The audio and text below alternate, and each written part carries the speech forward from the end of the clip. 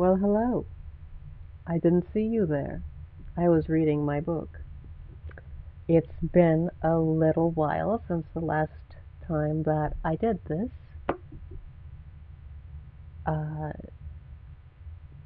couple of days after that happened, I got sent to the ER for 30 hours and got diagnosed with a pretty bad disease. It's been fun, but I'm managing it better now. So now that I'm able to actually have enough energy to make dinner, uh, I figured this is as good a time as any to get back into Dreadnought. So if the voices that I do for the characters sound a bit different, my apologies. It's been a while, but I'll do the best that I can. So I'm just going to try to start with one chapter and see how I can feel after that. So,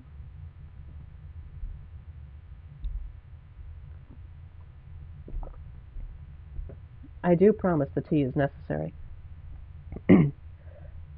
Chapter 12. The first thing I notice when I wake up is pain. But I feel good. My side is complaining loudly, and when I feel around, I notice that my whole flank is a little swollen, and there's a spot near the bottom of my ribs that really does not like being pushed on. Purple bruises mottle the skin all up and down my side. I don't really understand how I did what I did last night. I wish the other dreadnoughts were here. There's so much that I need to ask them. That thing with the lattice worked, but I hurt myself. Last night made it obvious I don't understand my limits at all, or how I can get around them.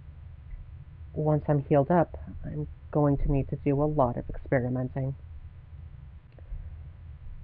Gingerly, I get dressed. Socks are fun, what with the bending over and all, but eventually I get presentable while I wait for my ancient laptop to boot up. It was a gift from Grandpa just before he died, and it'll be with me as long as it functions because we are not the kind of people who buy new computers anymore. 3 geologic eons later, I'm checking the local news. The lead story is Unknown Superhero Saves Passenger Jet. Oh, so very much yes. There's a photo of me hugging that kid, kinda blurry and dark with someone's shoulder in the frame, but there we are. There I am. As much as I hate that stupid cowl, I am really glad I wore it last night. I read the story to see whether they figured out after I left. Early signs are that the engine sucked in a goose, and there was some problem with it that meant it didn't handle that kind of situation like it was supposed to, but blew up instead. 311 people. That's how many I saved. Holy crap. A few are in the hospital, but it seems like everyone is going to be okay. The wing hit a warehouse, but there wasn't anyone working in it at the time. Damage to the runway will take time to repair. Okay, so not a 10 out of 10, but holy crap, 311 people. I'm so proud I don't know what to do with myself. I want to cheer, but I can't let anyone hear me. There's really nobody I can talk to about this, and suddenly that is the most frustrating thing in the world. I guess I could go talk to the Legion, but hey, screw the Legion. I'm still pissed off at them for what happened last time I showed up there. No, this one was mine, and even if I can't tell anyone about it, everyone will hear about it. Then, when I'm ready, and I make my official debut as Dreadnought, When did if become a when? Maybe I should slow down. No, no. Today is a day for feeling amazing. I won't do anything I can't take back, but right now, I'm done policing my thoughts and managing my expectations. I am freaking fantastic, and I'm going to enjoy that as long as I can. This is the best feeling ever. I want more. I never want it to stop. Someday, I'm going to save the world. My mood is so good, even Dad's sneering at me on the way out the door when he sees me with my backpack at the breakfast table doesn't bring me down. Mentally, I kick myself for forgetting to leave the bag upstairs until I'm ready to go. But all he says is, "You don't have the sense God gave a tapeworm, letting people see you this way. It's disgusting, parading around like that when they all know you're really a boy." I play it smart, though, and just stare into my cereal. "I tried to protect you," says Dad. "Tried to keep them from knowing. Of course, you've always been too stupid to help." Slow breaths. Don't let him in. How'd I get stuck with a darn of a son anyhow? Somehow I managed to get through breakfast without letting him bait me into saying something that will give him an excuse to blow up again. After I drop my bowl in the dishwasher, I scoop up my bag and I'm out the door as quick as I can go. This time I catch my bus from my regular bus stop, and a few of the other kids even say hi. More, in fact, than would say hi before I changed. Quiet joy suffuses me. Things are getting better all the time. David isn't at our normal meet-up spot at the beginning of school, but that's not unheard of. He's not around at break either, and I get a little nervous. I hope he's not avoiding me. Maybe he's just absent. We don't see each other until lunch. It's gray and drizzling out today, and the draft near our back corner table is particularly strong. David's still looking sullen when he sets his tray down, and I smother a little flare of exasperation. I'm not going to let him ruin my day, so even though I totally didn't do anything wrong, I smile and say, "Sorry I snapped at you yesterday." That brightens him a bit. "Thanks. Did you hear about that plane last night? Lunch today is a chicken salad with shredded cheese on top. Let's see if this leaves me hungry all day like my last school lunch did."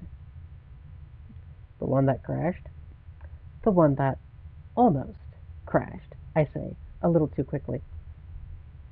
"No, I saw the pictures. That was pretty crashed. Cool how nobody died, though."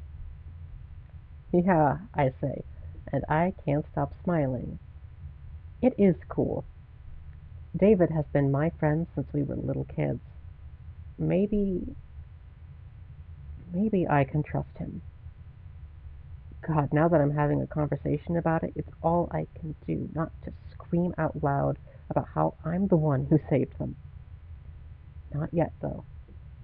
I've got to pick my moment. "Did you hear about the cape that caught them?" "I guess."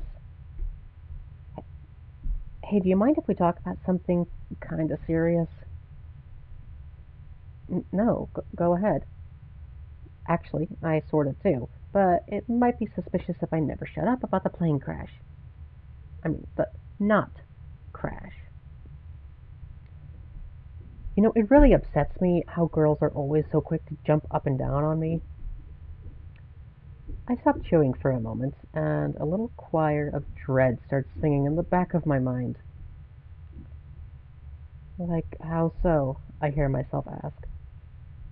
Like they're always sneering at me. It's not fair. "Yeah, that sucks, man."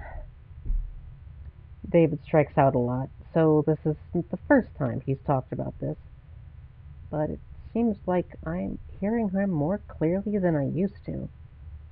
I take a long sip from my cup of diet soda to cover this new disquiet. My memories of him batting off the advances from a girl named Shelley last year are still pretty vivid. She's about as chubby as he is, so he wasn't interested. But I don't want another fight, so I don't mention it. Oh, good. I'm glad you still understand, he says with visible relief. Still understand, he says. This conversation feels like I'm missing some really important context. So I was thinking, I've been your friend for, like, ever. You know I'm a nice guy, but I never get a fair chance. Well, this is my chance. Your chance? Oh no. I mean, you and me. Oh, no, no, no, no, no. We could, date now. Oh no, oh no, no, no. After an empty moment, I say, I'm gay, right? So that works then. Um, no, but he doesn't even hear me. Just talks right through me. I've been lonely a long time, so I guess I'm ready to settle. He says this like he's making an intimate, painful, somehow brave confession. There's a seriousness in his face that is begging me to be impressed. Ready to settle? Oh, how big of him. He's willing to settle for the most beautiful girl in school who, oh yeah, has freaking superpowers. Well, what I mean is it's not ideal, I guess, says David quickly, perhaps dimly sensing danger. Oh, this should be good. Like, it might be awkward at first, but we could make it work. I mean, you look good enough that I don't even have to really care that you're kind of a dude inside. For a long stretch, I don't know what to say. It feels like my mind is struggling to make some adjustments that will bring this into focus and explain why my best friend is suddenly treating me like I'm his to take, treating me like his terms are the only ones that matter. I set down my fork. I am not, and I never have been, a dude inside.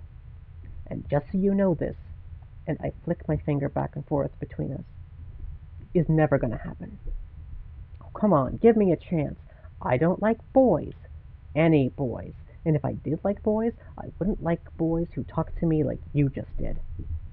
This is unbelievable, he mutters, and I don't know why, but that sets me off more than anything else he's said so far. Get up and walk away right now, I snarl. Stay away, and maybe I won't tell everybody about that birthmark you showed me when we were 8. Whoa, his eyes are wide with shock. He leans in and whispers, his voice tight with fury. That's not cool. Try me. See what happens. David gets up and leaves, but as he goes, he says things to me that make me understand that we will never be friends again. Not because I wouldn't forgive him, because he will always be too proud to let himself be forgiven.